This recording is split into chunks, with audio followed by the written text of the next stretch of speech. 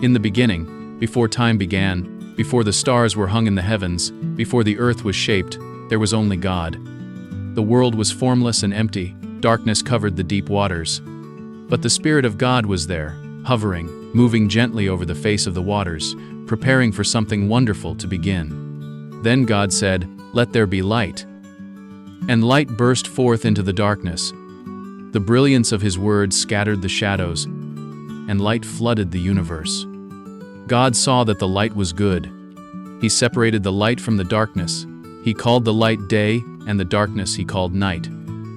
Evening passed, and morning came the very first day. On the second day, God spoke again. He said, "Let there be a space to separate the waters." And the waters divided. God made the sky, vast and endless, stretching far above the earth. Beneath it lay the waters of the seas, and above it the waters of the heavens. And it was so. Evening passed, and morning came the second day. On the third day, God commanded, "Let the waters beneath the sky flow together so that dry ground may appear." And the waters obeyed, gathering into seas, and the dry land rose into view. God called the dry ground earth, and the gathered waters He called seas, and God saw that it was good.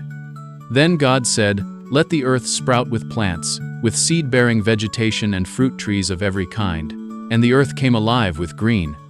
Grasses spread across the fields, flowers blossomed in beauty, trees grew tall, bearing fruit in abundance. Everywhere life was growing, God looked, and He saw that it was good. Evening passed, and morning came the third day. On the fourth day, God placed lights in the heavens to govern the day and the night. He made the great light, the sun, to shine by day, and the lesser light, the moon, to glow by night. Then He scattered countless stars across the sky, each one burning with His glory. These lights would mark the seasons, days, and years. God saw that it was good. Evening passed, and morning came the fourth day.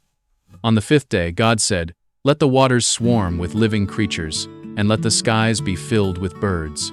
And the oceans roared with life-giant whales, swift schools of fish, and creatures of every shape and color swam in the deep.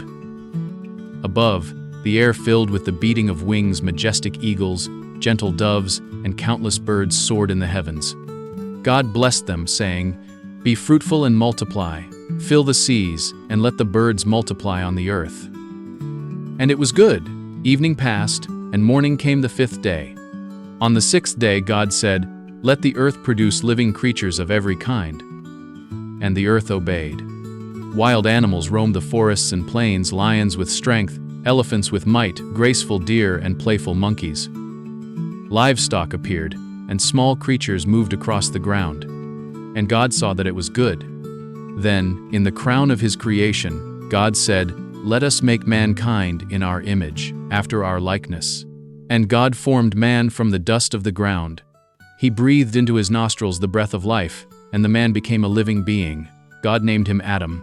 Then God caused a deep sleep to fall on Adam, and from him He formed the woman, Eve. Together they stood in the beauty of the garden, reflecting the image of their Creator. God blessed them and said, "Be fruitful and multiply. Fill the earth and rule over it. Have dominion over the fish of the sea, the birds of the air, and every living creature that moves on the ground."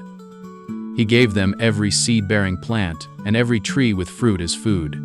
And God saw all that He had made, and behold, it was very good.